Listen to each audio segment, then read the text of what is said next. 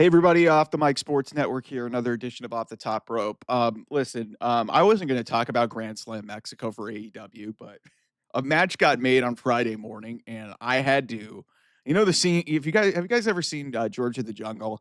And you go, now comes the part where we throw our heads back in laughter. Ready, ready. Ah, ha, ha. That's what I did this morning when I saw this match.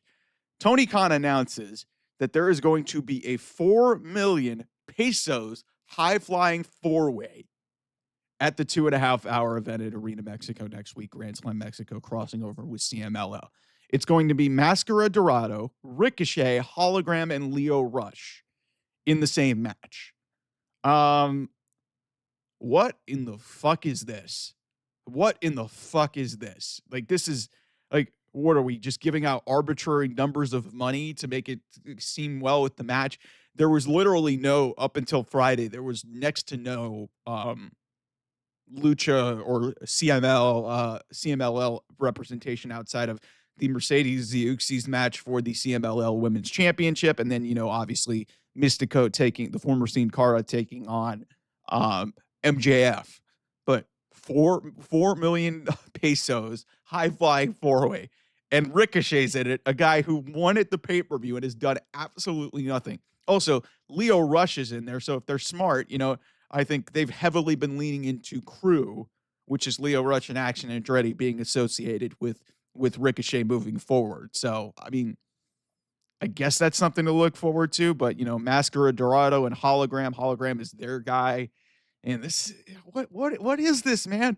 Like you're less than 30 days away from your pay-per-view, and you're throwing together random cobbled up four ways for 4 million pesos. What in the fuck is going on there? That's embarrassing. I mean, also, let's take a look at this card. So, we have a 10-man tag, which is basically a retread. They basically substituted Will Ospreay in for Kenny Omega and took Willow Nightingale and Marina Shafir out because basically it's the Young Bucks and the Death Riders taking on Ospreay, Swerve, Shibata, Joe, and Hobbs, which is basically with the subtractions of the women and Ospreay in for Omega. That's basically what Anarchy in the Arena was. You got MJF Mystico, you've got Mercedes and Zeuxis, and then you got another random ass 12-man tag where it's Adam Cole, Daniel Garcia, Brody King, Bandito, and I think it's what is it? Templaria. I'm looking at the graphic here. They didn't even put names up here, but a couple of CMLL luchadors versus the Don Callis family and FTR. Oh my God. So they have a 10-man, a 12-man, a $4 million pesos match. And then you've got MJF and Mystico, and then obviously Mercedes and Zeuxis. What in the fuck is this build to All In? I said it on Thursday. This is so lackluster. This is so really just, I understand that people are going to be mad, at least with what happened at Worlds Collide. And, clearly WWE is going to brand it probably as like NXT Mexico. But they did right by Lucha Libre in, doing that event in Los Angeles for Worlds Collide, where, Mr. Iguana got over.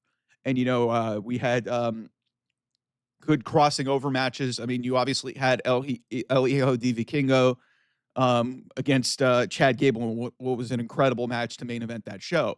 And obviously, you had, Stephanie Vaquera and Lola Vice going up against, two women from AAA. And it's just like, it almost feels kind of like disrespectful. And it's just like, okay, cool. We're doing an event in Arena Mexico. You couldn't come up with better shit than this? Really? 4 million pesos four-way. Gee, I wonder who the fuck came up with that. It's just like, holy shit, man. Like, that's the best that you could come up with. And regardless of how I feel, how much of a schmuck Ricochet has become, they've actually done really good by him in terms of this heel run. But you throw him in a random four-way?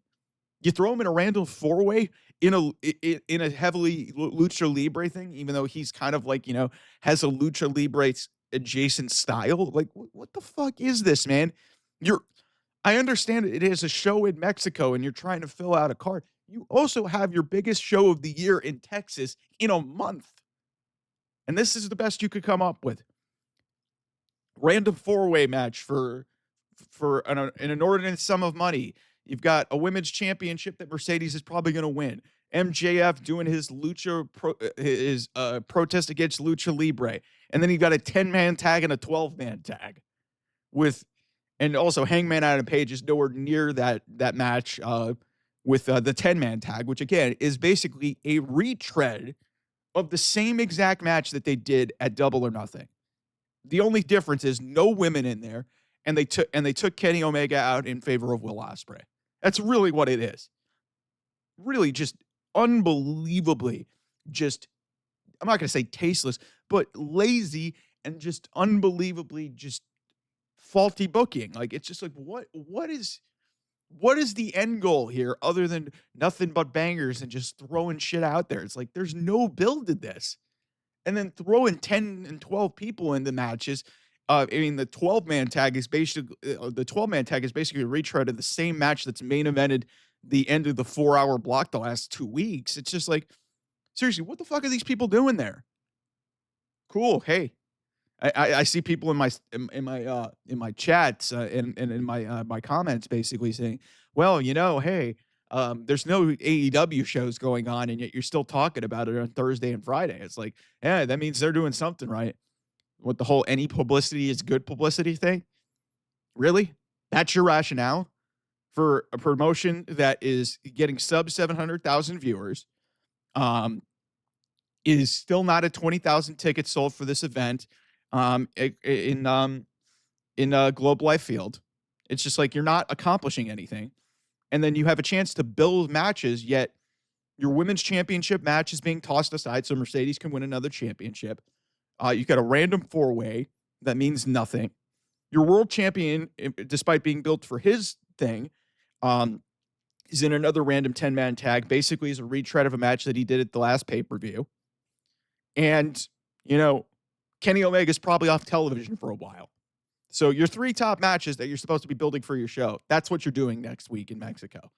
All in the name of, hey, cool, we're doing it in the House of Lucha Libre, which, yeah, hey, it'll probably be a very good environment, and I'll be really curious to see how it turns out on television. But this doesn't feel like really any sort of ode to Lucha Libre, like Worlds Collide felt like.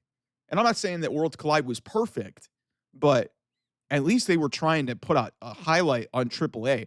The fuck is this, man?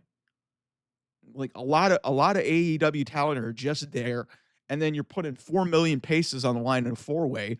One of the guys won at the pay-per-view in a match that I thought didn't mean anything, but actually turned out to be really good.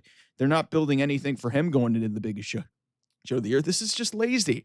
Hey, this is an embarrassing situation that's going on. We're 5 days out from this show, and we're basically 29, 30 days away from All In, and they're throwing shit at the dartboard and hoping that it sticks. It's really embarrassing. Anyway, thanks so much for watching. I'll see you guys. Bye-bye.